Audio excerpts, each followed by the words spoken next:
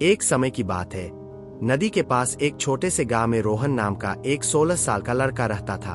उसका परिवार गरीब था।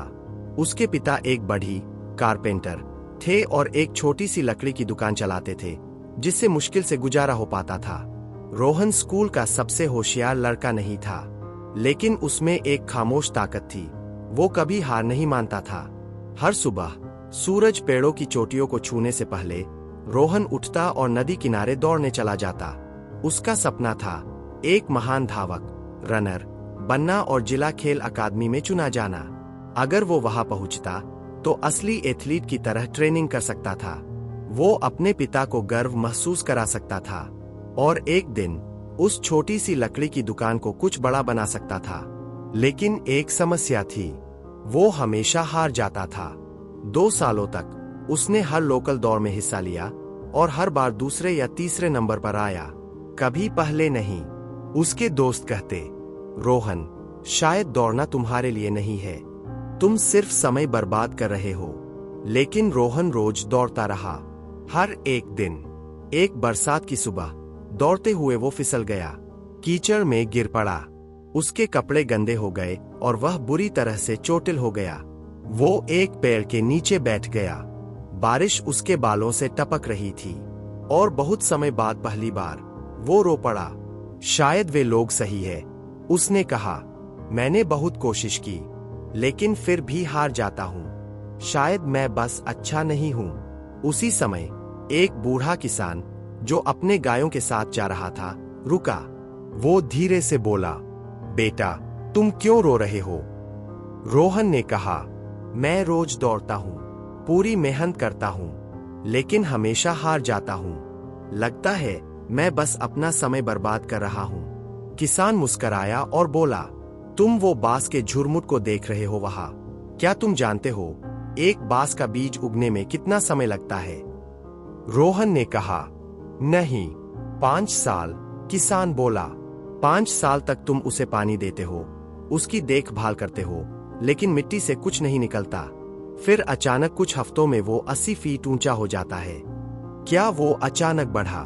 नहीं, वो जमीन के नीचे अपनी जड़ें मजबूत कर रहा था। किसान ने रोहन की आंखों में देखा और कहा, बेटा, तुम अपनी जड़ें मजबूत कर रहे हो, अभी रुकना मत। उन शब्दों ने रोहन के भीतर एक चिंगारी जला दी। उस दिन से रोहन दौड़ने लगा, न कि दूसरों को गलत साबित करने के लिए, बल्कि खुद को सही साबित करने के लिए। बारिश हो या धूप, सर्दी हो या गर्मी, रोहन दौड़ता रहा। उसने प्रोफेशनल धावकों के वीडियो देखे, अपनी सांस लेने की तकनीक, समय और शरीर की मुद्रा को सुधारा। धीरे धीरे, चुपचाप वो मजबूत होता गया। 1 साल बाद आया जिला स्तरीय अंतर विद्यालय दौड़ का दिन। जो जीतता वही स्पोर्ट्स अकादमी में चुना जाता। मैदान शहर के स्कूलों से आए तेज धावकों से भरा हुआ था। रोहन शांत खड़ा रहा। सीटी बजी। रोहन दौड़ा, सबसे तेज नहीं, लेकिन स्थिर और एकाग्र, जैसे उसने अभ्यास किया था। जब कोई उसे पार करता, वो घबराया नहीं। जब टांगे दुखी, वो रुका नहीं। वो अपनी लय में बना रहा और आखिरी 200 मीटर में कुछ बदल गया। उसका शरीर जैसे इस पल के लिए ही बना हो। एक एक करके उसने सबको पीछे छोड़ दिया और अंत में वो पहला आया। दोस्त और शिक्षक खुशी से चिल्ला उठे। उसके पिता स्तब्ध खड़े रहे, हाथ मुंह पर, आंखों में आंसू। रोहन को जिला खेल अकादमी में चुन लिया गया, लेकिन इससे भी ज्यादा अब उसे खुद पर विश्वास था। कई साल बाद रोहन अपने गांव लौटा। वो उसी बूढ़े किसान से मिलने गया जो अब बरगद के पेड़ के नीचे आराम कर रहा था। रोहन मुस्कराया और बोला, आपकी बातों की वजह से मैंने हार नहीं मानी, मैंने खुद को पा लिया। धन्यवाद। अगर उस दिन आपकी सलाह नहीं मिली होती तो मैं शायद छोड़ चुका होता। किसान ने कोमल आंखों से देखा और कहा, मुझे खुशी है कि मेरे शब्द तुम्हारे काम आए, रोहन। लेकिन याद रखो, तुम ही वो थे जिसने हार नहीं मानी। ताकत तो पहले से ही तुम्हारे अंदर थी। इस कहानी से यह सीख मिलता है कि बड़ी चीजें समय लेती है।